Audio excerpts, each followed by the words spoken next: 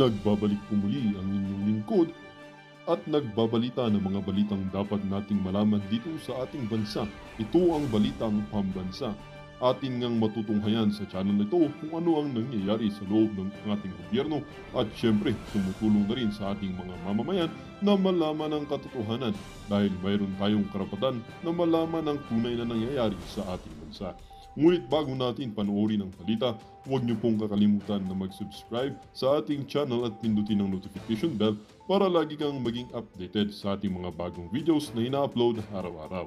At sa ating mga solid viewers naman dyan ay maraming salamat naman po sa walang sawang pagsuporta.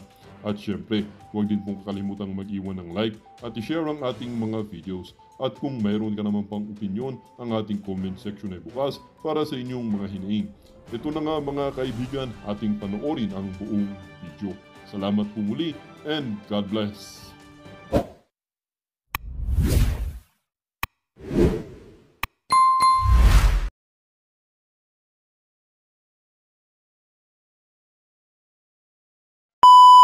Gusto ho natin, pinapasadahan natin kagad. Ito na nga mga kababayan, pasadahan na ho natin ng mabilisan. Gusto ko ho munang palakpakan itong si Congressman Richard Gomez. Yan. Ha? Pakilike ho ng video na to kung nabilib kayo dyan sa ginawa na yan. Itong si Congressman Richard Gomez. Isa ho kasi siya doon sa mga congressman. Yung kasi yung ibang mga congressman, hindi ho sila pumirma dahil lilitsyonin ho sila ng mga constituent nila. Halimbawa na lang ho, itong si Mix Nograles, kaya hindi ho siya pumirma. Alam ho niya, wala na ho kasi siyang tsansang manalo kay Manong Pulong. Kay Manong Pulong Duterte. Kumbaga namamagasa na lang siya. Kaya hindi siya pumirma.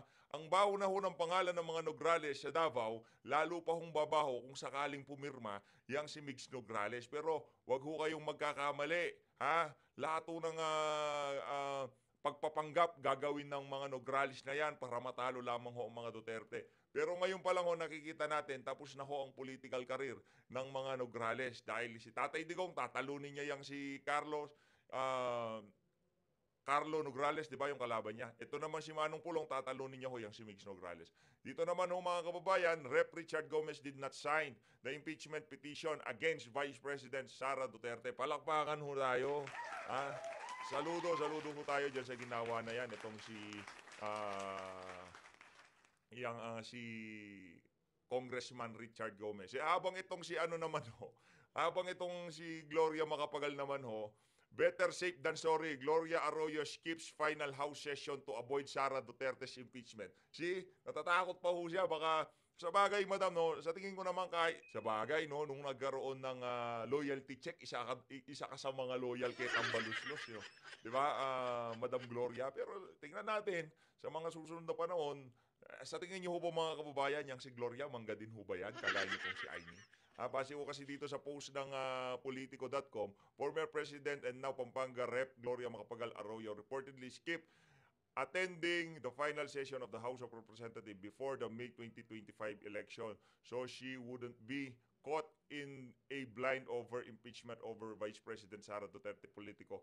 Ayun na nga mga kababayan, talaga hong itong si Gloria Macapagal Arroyo, iwas pusoy ho siya ika nga. No? Ayaw ho niyang malagay sa on the spot. Kaya imbis na dumalo at alam niyang meron na talaga. Ibig sabihin, alam na ho ng ibang mga congressman. Alam na ho nila na merong pag-uusap dyan sa impeachment na yan. Kaya nung in-interview yan si Gaston Bunting, yung ibang mga congressman, mga patay malisya na lang ho sila. Pero alam ho nila na i-impeach na ho itong si Vice President Sara Duterte. Ayun na nga, rekta ho tayo dito kay Franz Castro. Yan, dito ho tayo. Masyadong apurado itong si Madam. Nagmamadali, may lakad siguro. Ito, pakinggan ho natin ito mga kababayan. President Escudero, na ngayon na, at this hour, patawag mo na yung mga senador at mag-convene na kayo as impeachment trial court. No, wala sa panahon, wala yung time diyan, constraint na kung wag namang sabihin na sisihin pa kami, no, na ngayon lang namin ipinasa. So kung hindi ba totoo? Inupuan. Ilang linggo dyan sa Senado? 2 linggo, 3 linggong inupuan. Dyan sa House of Representatives. Ang tagal ho nilang inupuan yung impeachment na yan. Gusto nyo pagka-send nyo sa kanila, ura-urada, aaksyonan ho kagad. Unfair naman ho sa mga senador yun. Ikaw kasi, Franz Castro, lagay ko ho dito libre mura ho yan. Nandyan ho yung mga phone number nila, yung mga congressman na pumirma. Nandyan ho sila. At kada video natin, pa isa-isa ho tayong pinapasalamatan. Yung alam ho natin na sincero, yung hindi nila pagpirma at walang, kumbaga, hindi nababahiran ng politika. Bagkus, naniniwala ho sila na walang ginawang mali itong si VP Sara. Ayun na nga mga kababayan, ang problema kasi sa inyo, Franz Castro, hindi porket alam naman natin na wala kang chance na manalo sa Senado sa 2025 midterm election, yung mga re-electionist na senador, gusto mo hindi sila makaalagwa. Sa bagay, no? Pagbigyan na ho natin itong si Franz. Kasi pag nagkataon, pagkababaho niya bilang congressman, kalaboso na ho silang dalawa nitong si Sator Ocampo. Yung apilan nila diyan sa diyan sa conviction nila sa tingin ho natin hindi ho yan kakatigan ng korte dahil mismong mga magulang ang nagreklamo dito kay Franz Castro. Kumbaga mabigat ho yung ebidensya na laban dito sa ali na to na kinuha nila yung mga bata. Kaya naman, ihanda-handa nyo na ho inyong pala dahil hihimas kayo ng malamig na reha sa mga susunod na panahon. Kagaya ng kasabihan, kung gusto, ay pwedeng gawin, di ba? Kung ayaw, maraming dahilan at maraming sinisisi. So, inahamon ko ngayon si Senate President. Grabe, no? Sa bagay, no? Ano na rin ho niya yan? Kumbaga, extra media mileage dahil kulelat ho siya sa, diyan sa kandidatura. Dapat sumama ka na rin doon sa prosecution na panel ng House para diyan sa impeachment trial na yan. Dapat sumama ka na. Pinagsiksikan mo na sana yung sarili mo. Isa bagay pala, di ka abogado kaya di ka pwede, no? Di ka pala abogado itong si Franz Castro. Ano ka na lang, magmiron ka na lang doon.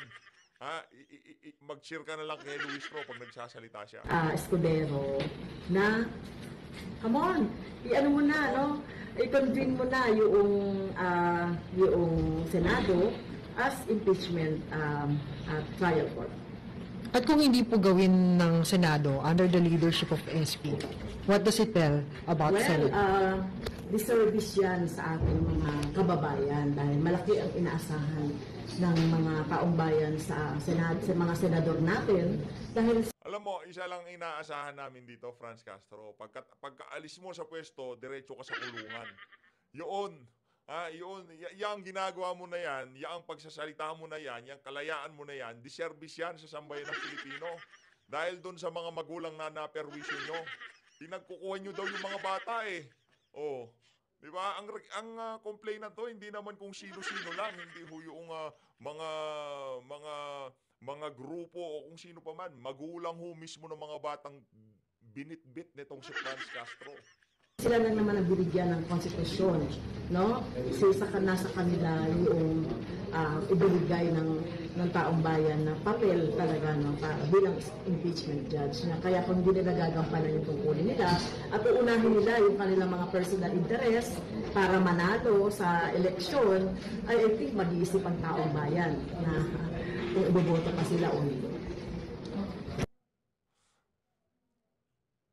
Kapal ng mukha nitong ali na to, no? Ang kapal ho ng mukha nitong si Franz Castro. Kaya ito na ho mga kababayan, pakinggan na ho natin itong si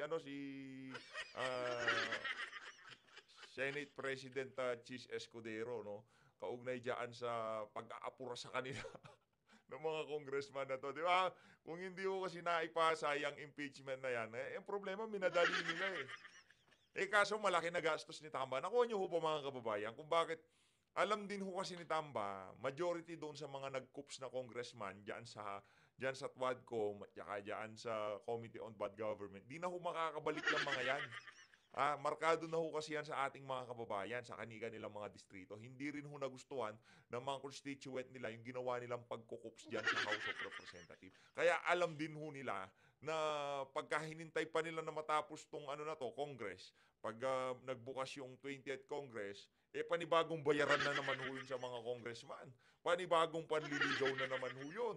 Di ba? Panibagong hearing na naman ng Committee on Bad Government, di ba?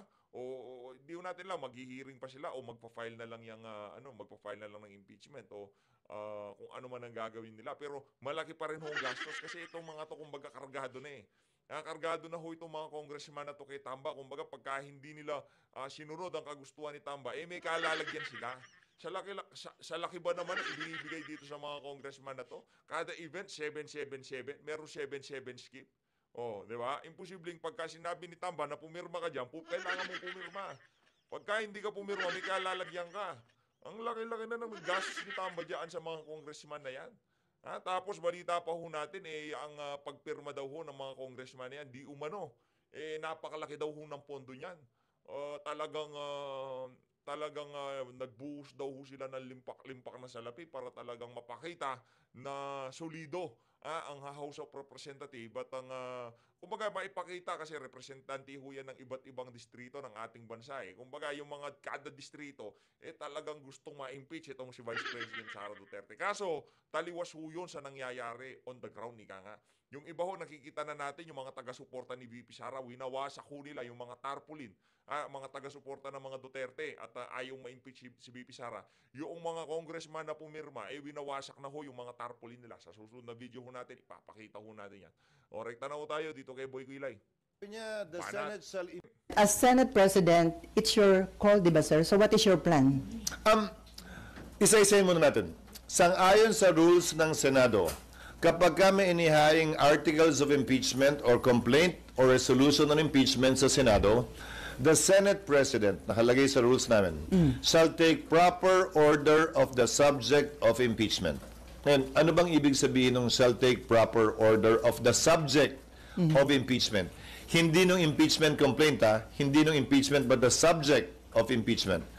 Ibig sabihin nun, kailangan isaayos muna ng Senate President ang Senado para sa pag-conduct ng isang pagdinig o trial.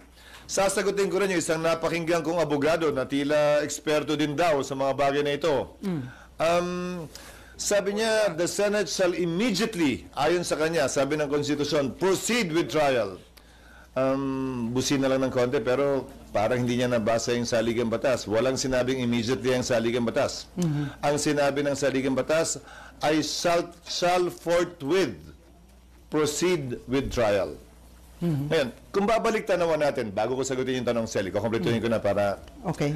Kung babalik tanawan natin, may inihain na impeachment complaint noon, noong 2011, laban kay Ombudsman Mercy Gutierrez. Inihain nyo ng March 23. Nag-adjourn ang Senado ng March 26. Walang ginawa ang Senado noon. Nagsimula ang trial May 19. Mahigit kulang-kulang isang buwan ang lumipas dahil magre-recess din sila noong mga panahong yon. Kung maalala nyo ang impeachment ni dating Chief Justice Corona, ng yumaong dating Chief Justice na si Corona, final ang impeachment complaint ng December 13, nag-trial po sila January 19. So kung susuriin nyo, base sa President yung salitang forthwith, hindi naman po ibig sabihin nun kinaumagahan, agad-agad, dali-dali. Mahigit 2 buwang inupuan, pinag-aralan, binasa, tiningnan ng Kamara yung mga impeachment complaint na nakabinbin. Mahigit 2 buwan, hindi finorward ng Secretary General ang impeachment complaint sa tanggapan ng Speaker para i-refer sa plenary at sa Committee on Justice. Magkatabi lamang naman ang kwarto tulad sa Senado ng Secretary General at ng Speaker, ang Secretary ng Senate at ng Senate President. Bakit naman kami bigla sasabihang gumalaw umakto agad sa loob lamang ng ilang oras? Kung nagpa-banjing-banjing sila gawin ito, siguro wala naman silang basihan ngayon na madaliin kami lalo na nasa huling araw na ng sesyon. Yan pinadala sa amin, halos mag-aalas 5 pa ng hapon. Nagbabanjing-banjing pala kayo dyan Ito naman si Franz Castro. Kung di kayo nagpabanjing-banjing, malamang naipasama sa agenda doon sa last na session ng Senado at ngayon na pag-uusapan niya kung hindi nyo binanjing-banjing. Di ba? Binanjing-banjing nyo kasi eh. Ang dami nyo pang kaartihan na hintayin namin yung third impeachment, fourth impeachment. Yung meron pang magpapile, meron pang magpapile. Dito sa isa na to, pipirma na tong mga congressman, di ba? Hindi diskumpiyado ho sila doon sa ipinail ng mga tropa nitong si Trillanes. Diskumpiyado ho sila doon sa mga ipinail ng grupo ng mga makakaliwa. Gusto ho pala nila, sila yung magpa-file. Bali tatlo yung final di ba? Meron pang-apat, tama, yung pang-apat yung final. Para kumbaga ika nga nila bulletproof, no? Walang akala nila wala na talagang solido na talaga yung kaso laban dito kay VP Sara pagka yung ika-apat na pagpa-file tapos nandiyan lahat sa likod ng mga congressman na kumita diyan sa impeachment na yan, di ba? Pero babalik pa rin ho tayo doon sa issue na pagka inumpisa na ho yung impeachment trial na yan, lahat ho ng argumento nitong mga kumakalaban na to kay VP Sara, wala ho yan. Hindi ho makakapalag ho yan pagka itong si dating Pangulong Rodrigo Duterte na nagsalita dyan sa Senado. So, bilang katugunan, gagampanan namin ang aming tungkulin na pwedeng magawa habang recess, kabilang na ang pag-review ng rules ng Senado sa impeachment dahil kailangan po itong i-update. Halimbawa, yung pagkakaroon at requirement ng judicial affidavits, yung pagkakaroon ng provision at procedure para mag-hearing sa harap ng commissioner, yung pagkakaroon ng matatag at malakas na pre-trial procedure para suwabe na at hindi na komplikado at magulo yung trial proper. Ito ay mga bagong procedure sa rules of court na pumasok bago po namin itinalaga yung aming rules of impeachment noon na kailangan po naming baguhin. Pangalawa, kailangan pa rin pag-aralan siyempre ng Secretary General ng Senado, ng Secretariat ng Senado, yung impeachment complaint mismo. Tinanggap lamang namin yung kahapon. So dun sa nagsasabing, bakit hindi agad-agad binaba sa baba? May trabaho po kaming kailangan gampanan. Halimbawa, sang-ayon po kasi sa e-commerce law at sa e-gov law, pwede naman maglagay ng e-signature. Hindi ba? Sa resolution, sa bill, sa committee report. Pwede ang e-signature dahil hindi po yan verified. Subalit, ang complaint or resolution on impeachment, verified po yan. Pinanumpaan dapat yan sa harap ng Secretary General ng Kamara. Susuriin pa po isa-isa ng Secretary ng Senado yung mga pirma kung e-sig ba yun o wet signature. Bawal po ang e-sig. Dahil kailangan pinanumpaan ito. Paano ka manunumpa sa harap ng SecGen kung inutos mo lang yung opisina mong i-affix yung e-sig? Meron naman pong app, gagamit kami ng iba't ibang app para makita at malaman kung e-sig nga ba siya o wet signature. Para matiyak na yung bilang talaga ay sapat dun sa 1/3 para mag-comply dun sa direct filing sa Senado. Mga halimbawa lamang ito na mga dapat pang gawin at gampanan ng Senado. At bilang panghuling sagot, para mag-convene ang impeachment court, kailangan may sesyon ang Senado. Okay. Para manumpa ang impeachment judges, kailangan may sesyon ang Senado. Bagaman ang trial pwede mag-proceed kahit na recess, tulad ng nangyari kay dati at yumaong Chief Justice Corona, dapat ito'y masimulan, makonvene at mapanumpa ang mga judges kapag may sesyon. So kung may mangyayari mang aksyon o kaganapan kaugnay nito, yan ay mangyayari sa June 2, pag-resume ng Senado, matapos ang eleksyon at pasayan ng mayoriya ng Senado kung aamyendahan ba yung rules, anong ilalagay sa rules, i-authorize ba tulad ng nasa rules of court ngayon na suppletorily applicable na pwedeng mag-hearing habang recess dahil may 12 senador pa namang maiiwan natatawid hanggang 2028 pa ang termino, kabilang ako. 12 lamang naman ang matatapos ang termino. Gagawin ba yung parang sa rules of court, I'm only citing examples, na i-authorize yung 12, parang hearing before a commissioner, natanggapin lamang yung ebidensya. Ito'y court of record naman kasi. Ibig sabihin, kahit na wala pa at hindi personal na narinig yung ebidensya, mababasa naman. Ngayon nga may video pa. Okay. Sir, you Sana have... natugunan ko yung iyong katanungan. Sir, Bagaman mahaba. Sir, Pambihira ho talaga tong si Boy Kilay, susundot pa talaga ho siya, di ba? Ganyan ho ba kayo nag-uusap kayo dalawang mag-asawa sa bahay? Ganyan ba kinakausap niya si Heart Evangelista? Ibang klase, no? Ganyan kayo nag-uusap? No, bago kayo matulog, mag-aano ka muna, tutula ka muna. Normal course of events na hindi kayo pwedeng mag-impeachment trial dahil naka-adjourn yung session. Pero according to Senate Minority Leader Coco Pimentel, may tinatawag siya na extraordinary situation na pwede yung i-waive yung rules at kung acceptable to everyone, pwede pa rin kayo mag-conduct na impeachment trial kahit naka-break ang session. Pwede na, gaya ng sinabi ko, ginawa yan nung panahon ng impeachment ni dating Chief Justice Renato Corona. Tumuloy yung impeachment trial bagaman nag-adjourn na ang Kongreso at ang Senado. Nasa rules namin yun. Hindi na kailangan maging extraordinary pa. Pero ulitin ko, kailangan nasimulan at sinimulan ang trial ng may sesyon dahil kailangan mag-convene ang impeachment court ng may sesyon. Walang sariling buhay ang impeachment court, hiwalay sa Senado mismo, sa plenaryo ng Senado. Kinakailangan ng plenaryo ng Senado para masimulan ang impeachment court. So sir, it is better ba kung na-submit ng House of Representatives earlier a few days before ng adjournment para may time kayo na na-actionan sa That plenary? is water under the bridge. It's not for me to decide or pass over the wisdom, absence, or lack of it on the part of the House in filing it a few hours before we adjourn. Mas marapat siguro sila ang matanong kaugnay niyan. Pero ulitin ko, hindi naman siguro makatarungan o tama na pagkatapos nilang upuan ito ng ilang buwan, biglang pwersahin, pipilitin at sasabihan kami ng sino mang galing sa Kamara na, hoy, bilisan nyo, aksyonan nyo, ano ba kayo? Hindi. Hindi ganon at hindi ako papayag din nun. Ang impeachment... Narinig mo ba yon na Franz Castro? Hindi daw papayag itong si Chis Escudero na ganon-ganon nyo lang daw sila. Pero pagka nag-utos itong si Marcos Jr., no, mabilis pa sa alas 4. Pustahan tayo. Sa bagay, nagbigay na ng pahayag, kumbaga cryptic message kanina, itong si Marcos Jr. kaugnay dyan sa impeachment na yan. Anong sabi niya? Dapat gawin nila ang trabaho nila. Trabaho nila yan eh. Nandyan na sa kanila yan eh. Dapat, pag napunta sa kanila, wala na silang choice. Nakuha niyo ho ba yung mensahe na yun ni Marcos Jr. para dito kay Chis Escudero? Ang sabi ho ni Marcos Jr., bilis-bilisan nyo daw ho. Kung di nyo naiintindihan yung kanyang naging press con kanina, para sa iyo yun, Chis Escudero. Ang bagal nyo daw ho. I-impeach nyo na daw ho itong si Vice President Sara Duterte.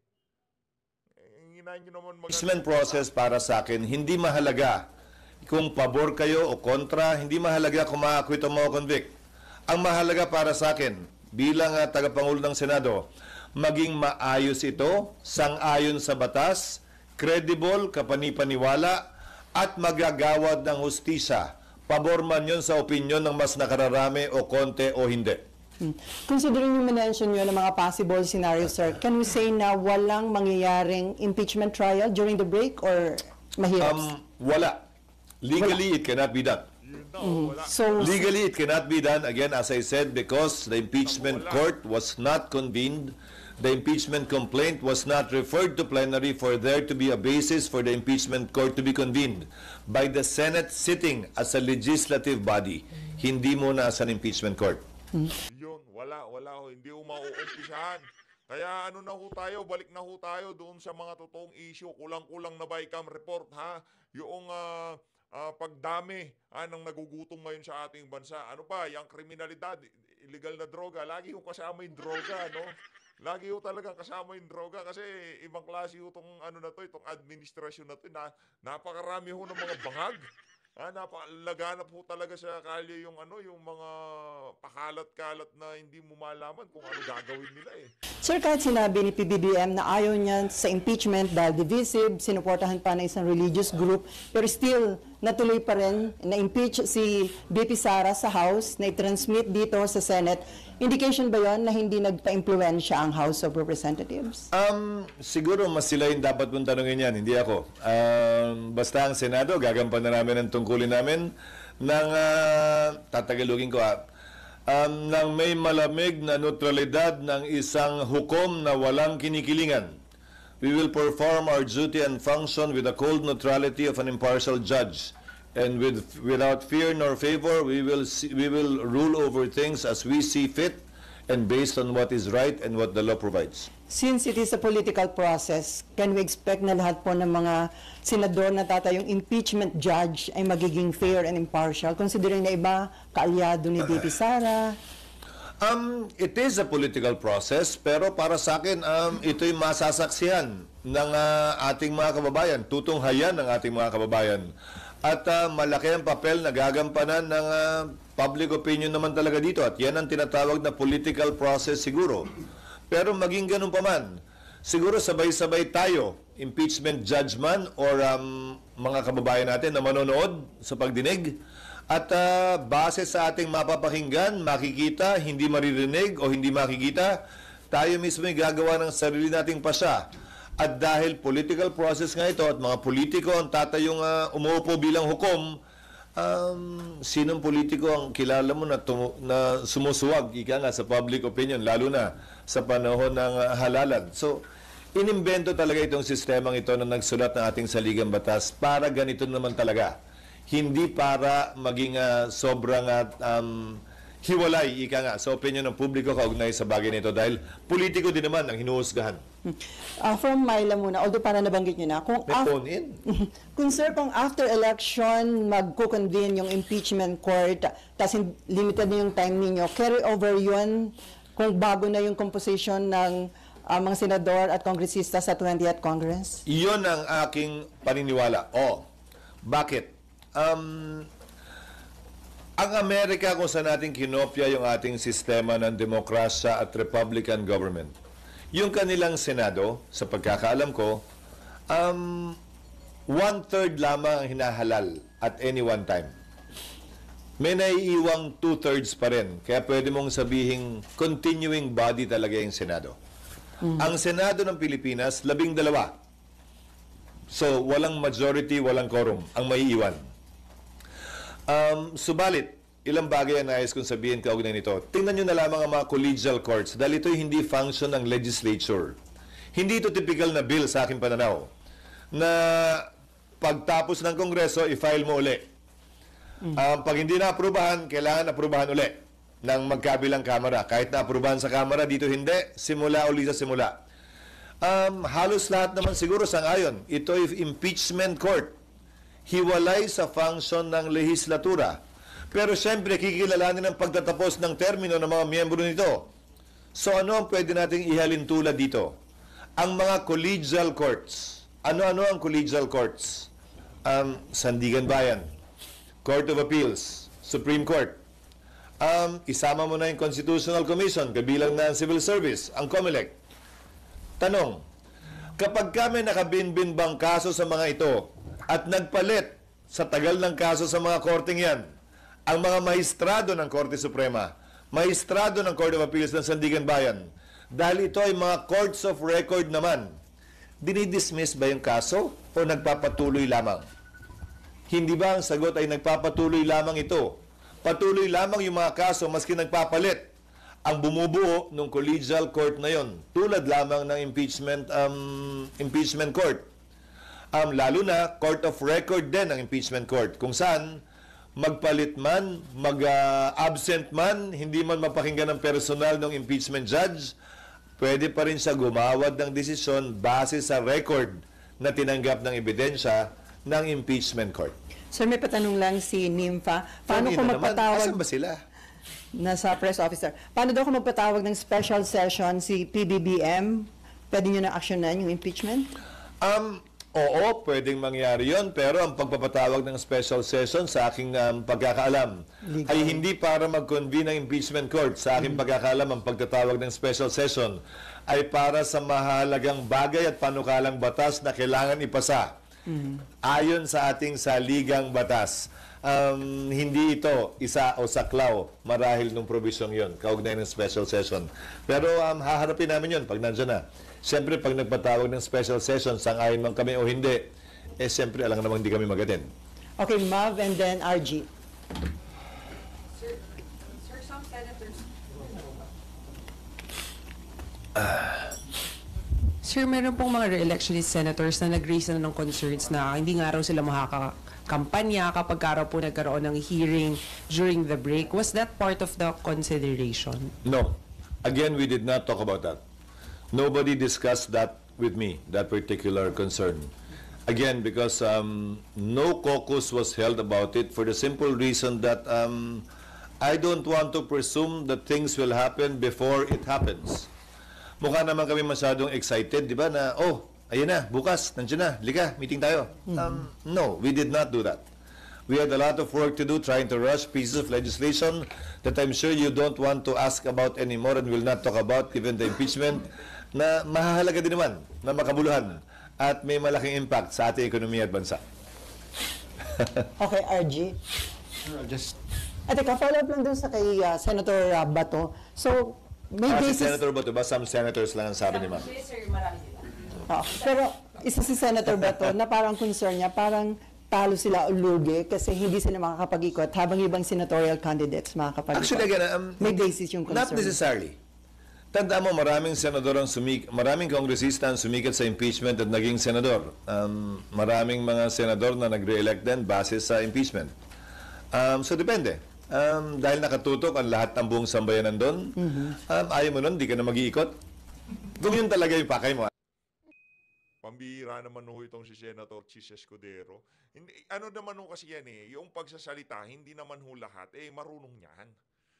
Yung ano dyan, yung makakapagpabida dyan, halimbawa, yung si Cayetano, si Pia Cayetano, yung mga re-electionist na abogado, kagaya nitong si Francis Tolentino, yan, may-utilize nila yan, makakapitalize nila yung impeachment trial na yan. Pero yung mga kandidatong kagaya ni Senator Christopher Bongo, hindi niya naman trip yan Trip ni Senator Christopher Bongo, ayan, number 28 sa balota, magserbisyo.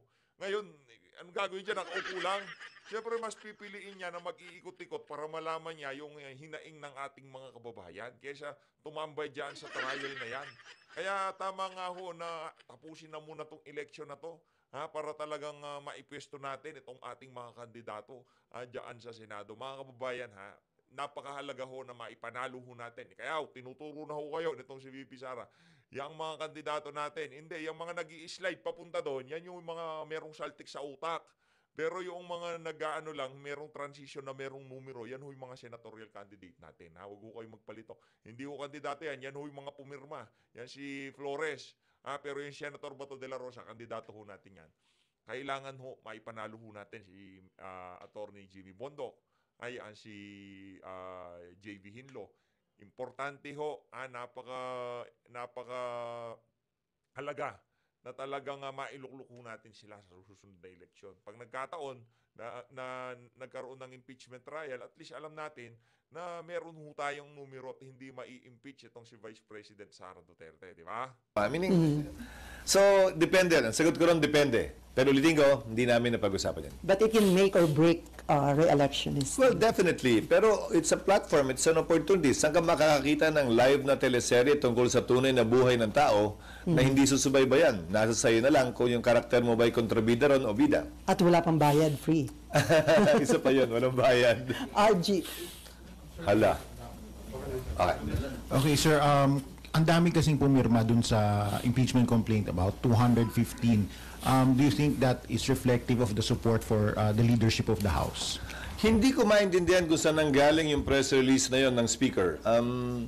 Sa pagkakaalam ko, ang impeachment complaint ay kaugnay sa pagpapanagot ng isang impeachable officer.